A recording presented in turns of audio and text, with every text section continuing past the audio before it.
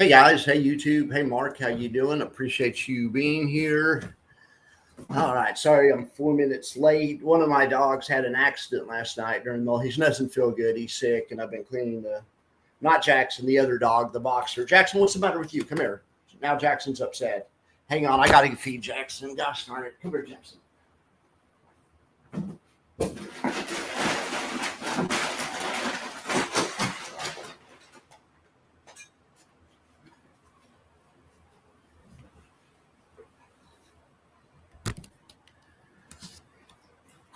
All right, guys.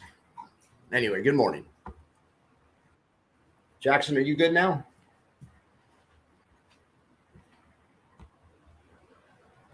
Yeah, but that white boxer, he was out all weekend at the ranch, and I think he got overheated, or maybe drank rainwater, and maybe it had bacteria in it, something. I don't know, but he's been sick for the past couple of days. He's going to the vet today, so he's 10 years old also, but he just gets overheated. All right, so I have a bunch of stuff to show you guys. Let's talk about. First, let's go over here and let's look at the model portfolio.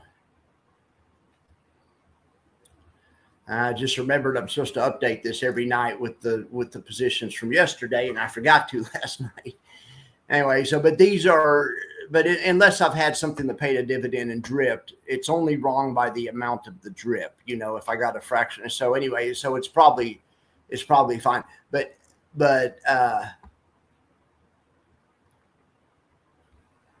here's just what all the constituents are up or down. And it doesn't have anything to do with how much I have of them. It's just what everything's up or down. So you can see TLTW pulling back a little bit, and YQQQ pulling back a little bit. I guess we should check out the market. I haven't checked out the market. All right, what's the market doing? It's doing nothing. It's summertime. All right, so look at that. Doing absolutely going straight nowhere, up a quarter point. I mean, Bitcoin's down more than a point, so maybe the market will start pulling back too. I don't know. Anyway, okay, well, that's enough for the market. Market's boring. Back to the model portfolio. That's just what all the stocks are up. So we could see the gold's having a great day. It's up 32 basis points. Freaking AMD. Why? I should have kept it. It's doing great. NVDY. Anyway, you guys can see that. But the chart I really like on this is this one, which is the change in my model portfolio, and it's the change of SPY, but it's not showing SPY's change for some reason. Anyway, that's not a big deal, but you can see actually here how the allocation's working for me. Some of the ones that I just have fractional amounts of, it doesn't matter why SPY, Misty's costing me a little bit, but whatever. All right, but GPTY is up 22 basis points, which for me, it's making me 22 basis points. The model altogether is up 26 basis points. GDXY is down 8. But I have a situation where the bullish indexes are up and the bearish index is up a little bit. And that's because the market's going nowhere. So that's great. What I wanted to show you, what I was up late working on last night, is you guys can now go to maxconvexity.iagon, IAGON.net. Iagon is a decentralized token on the DeFi block. It's on the Cardano blockchain.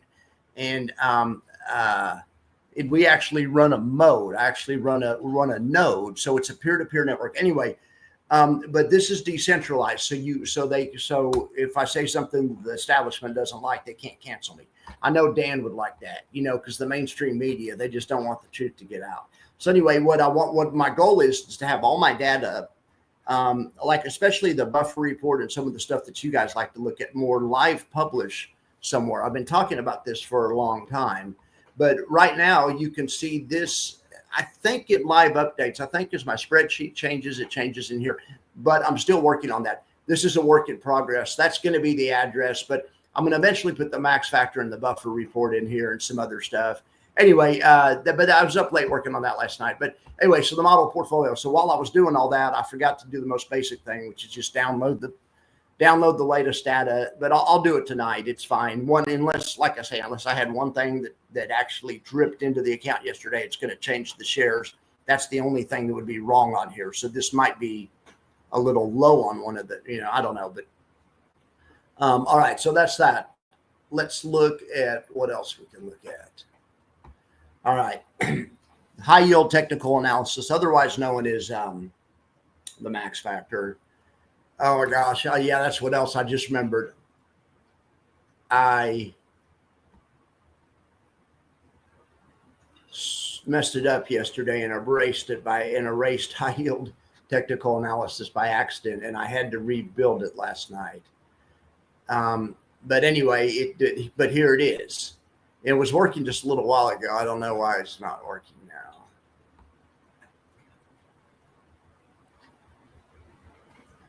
I mean, this morning it was working beautifully. Okay, well, this one's Jack Pay. This just started. That one's the dead one. That one's the one that's not working. Gosh darn it. This one's the one that's working right here, right now. No. I swear to gosh, it was working this morning. Anyway, okay. Option trades. Let's see how the option trades are doing. Is there any option trades you guys want me to do? We can look at earnings, see who has earnings today, see how the earnings from yesterday went. I'll get that technology fixed. It's a work in progress, but anyway, I like it. I like the idea of it. Let's just say that. All right, so date created. So these are all the recent trades. What happened to RH? I guess they have earnings on Thursday. So bearish. So what's GME doing this morning? I guess it's the bullish GME trades up a little bit and the bearish one's down a little bit. So let's just look and see. Now it looks like it's right in the middle of its buffer area. Did I can't recall when this one's earnings were.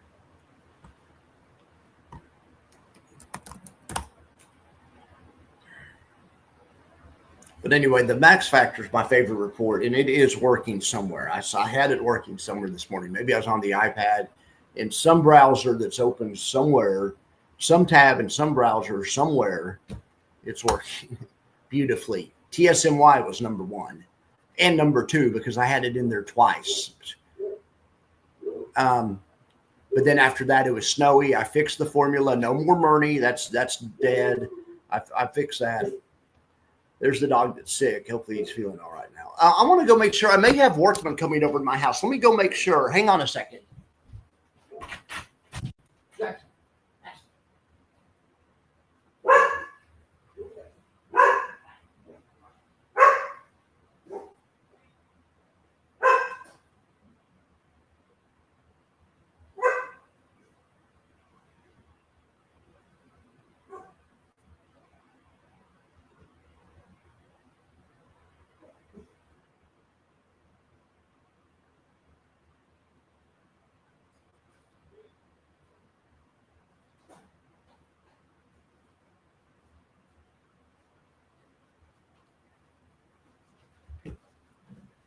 All right, I'm so glad I got that. Yeah, it was the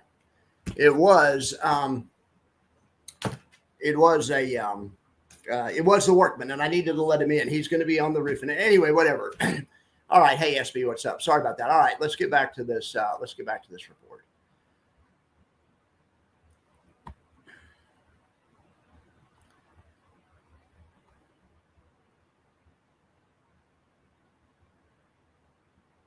So that I've also got this report running, right? So this is the daily net premium report. These are all the yield max trades right here for the past 5 days or whatever.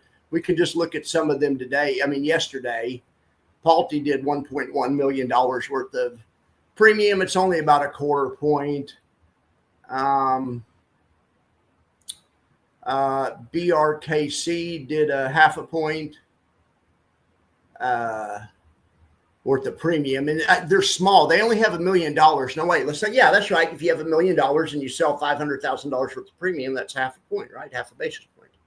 It's $10,000 as a basis point. Anyway, I've got this working, and so then I've got it where I can separate it by company. and I have some bad numbers in here because but anyway, but the report when I get the numbers fixed. So here's Tesla, and here's for some reason I have 3 days that duplicated themselves. I'm going to have to go figure out what the heck happened there. But anyway, and so in theory, I can run one of these reports on anything. I just did Misty and Tesla, but I could pull up I could do, look at this, where it says Max Reports up here. I figured out how to program this. I got AI to figure it out. But look, so I can hit Max Reports up here, generate company performance report. You guys have no idea how proud I am of this. And we could put, it doesn't matter. We could put Abney. I still need to figure out why those 3 days copied. I need to go back to the data, the source of the data, and work on that end of it. But look at this. Then it says report generated. And then all of a sudden I have a new sheet right here. And I can look at all the Abney trades, and then I can even look at a running total. That's more what I care about. And then but anyway, so I think that's pretty cool. So I think that's really cool. That's still a work in progress, but that is going to be published also to the page. So if people want to check that out and try to estimate the dividend themselves, maybe, because you can just look at the raw data. So I was real excited about that. Net premium daily report. All right. So I want to, the only thing I'm not really thrilled about is, where is the new max factor? Maybe this is it. No. Yeah, there it is. It's on the second page, right? And the second page is the old max factor. Oh yeah, I think. So let's run it, short column Z to A. Yeah, there we have it. TSMY number 1 and number 2, just like I told you. And this is the old this is the old formula. You see, Murney's nowhere close, nor should it be. I was putting too much emphasis on short-term momentum. Short-term momentum's good, but it doesn't pay the bills. But anyway, okay. So these should have a good mix of all of them, of short-term momentum and whatever else. So TSMY. OARC, Snowy, Maxi, Carboni, Abney, AMZP, Goop, MSFY, Fibby. And somehow, like I say, I'm going to get a chart of the top 20 of those that publish live to that site every day also. But this is what I look at when I decide what to add to my model portfolio. I'm thinking about making changes lately, and I'm always thinking about making changes. Snowy's the one on my list. Maybe I need to put TSMY on my list, but I just look at this every day. Snowy seems to kind of perennially be towards the top. So anyway, okay, so that's the max factor. I got to get all the stuff working. All right, so now option stuff. Let's look at, let's see who has earnings today. Stockgate Lab, we got Chewy, we got Oracle, Victoria's Secret. No, that's before the open tomorrow. I think I've already done a Chewy one, Victoria's Secret. These just aren't that interesting to me. Do you guys have anything you want me to do? Probably not, because you guys aren't talking a lot. I can't believe there's 11 of you guys in here. That's really cool. I feel like I should do something if there's 11 people in here. All right, so let's watch this. Let's see if we can do anything in Victoria's Secret. Is it VSCO? I've never traded Victoria's Secret. All right, $23. It doesn't have weekly options. Let's not do something in Victoria's Secret. Or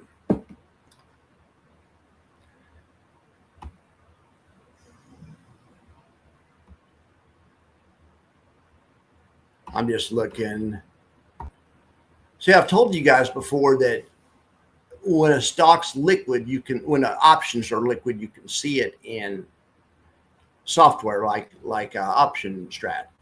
And I'm always saying I visually judge the amount of red area risk to reward. This is too much. The reason that this is, I just know from using Option Strat all the time that's too skinny of a payoff for just eyeballing it for that butterfly, in my opinion. The reason is, here's what I'm trying to show you. See this 28 put? Bid at $5, asked at $5.50. That's at 10%. You're taking a 10% hit. Even if you get the middle, you're taking a 5% hit on that. This one 10 bid, this one's 100% difference. Bid at 10, asked at 20. Even if you split the middle, you know what I'm saying? So when you look at those, that's why there's more there. If these were better fills, if you could get this thing if I made this a penny wide, I could go in here and adjust it and make it a penny wide, make it a nickel wide or something. And there would be way more green in proportion to the red. So anyway, but when they don't have weeklies and they just have in the seal liquid, I think it's better to just stay off of them. I'll do a new chewy one for you guys in case anyone did get a chewy one on. Let's get a chewy one. Chewy might be a decent one to do. Let's do a fresh chewy. How about that? That's the morning trade of the day. So just for the end of the week, I hate how it's Friday the 13th.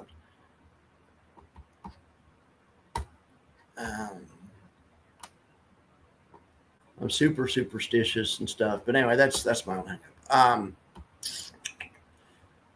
48. Let's see, that's not quite enough.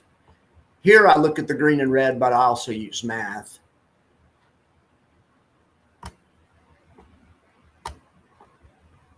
I use the tasty trade. You want about a third of the width between the strikes. Generally, I mean, tasty trade has pretty good advice. That's a good place to start anyway. We're going to buy a call, but we're just going to change it to a single call back here. Weak legs, one, boom. Okay. Perfect.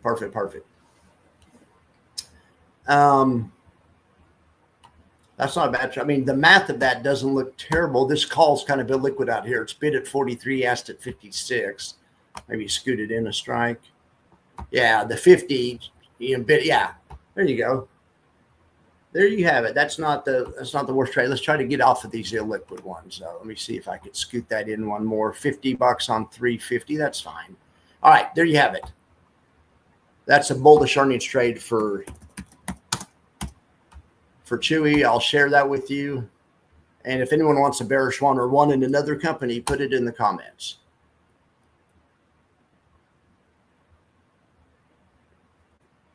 Hey, Lunar. Lunar's a casual max watcher. I didn't think there was such a thing. Hey, Norman.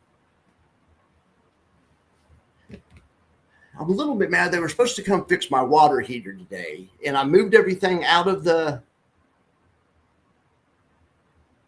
It says schedule tomorrow. A tech is coming 8 to noon for a maintenance request. I think this guy didn't know about that, but I think they're two different things. I think this tech is still coming. So anyway, all right, that's my own stuff. Anyway, but I'm real excited about all that stuff I did as far as the data goes. I'm just trying to make it more accessible.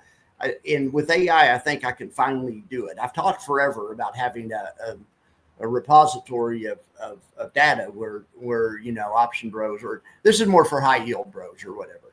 But I think a high yield bro and an option bro they have a similar skill set. All right, so it doesn't look like there's any other trades that you guys want to see. We haven't done an Adobe one yet. Let's look at an Adobe one. Back to editor. Adobe sometimes is kind of expensive. It depends. I don't know. 420. Nice. 101 IV. I mean, I'm not going to do it because I don't want you guys to do it, because these ones that cost so much make you. I like to stick to the ones between $50 and $100, and that way when you lose, and it makes the wins and losses more even. If you mainly do $150 stocks, then you do an earnings trade on a $400 stock. At least the way I do it, because you need more capital. Because it's more risky anyway, and then you can have 3 wins and 1 loss and still lose for the week. And I don't like that. I don't like when that happens, but sometimes you can't do anything about it. But anyway, so but here's a cheaper trade. Let's do some cheap ideas on more expensive stocks. Let's see if there's a cheap alternative. Now look how much green there is in relation to red on this butterfly. It's more what I'm talking about. Remember that other one was all red and no green. Right now, this one is illiquid. These are, $9.95. This is $1 wide, but still, it's less illiquid than the others. And the company has higher volatility, and they're weeklies, so they expire sooner. So, but yeah, I hope we're getting our water heater fixed today, and I think we are. They were supposed to come last week, and they canceled it. Anyway, all right. I need to go talk to that guy. I probably need to finish this and go talk to that guy and see what he does now. Go shoot the breeze with him. Anyway.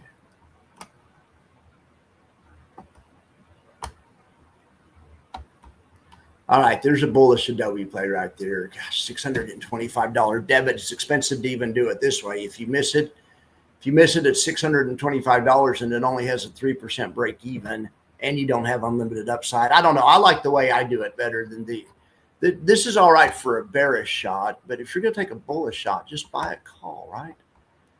All right, there's a bearish shot. You do it for a credit. Yeah, at least the math on this works out better. All right, that's decent math anyway. Don't do it if you aren't bearish on Adobe, though.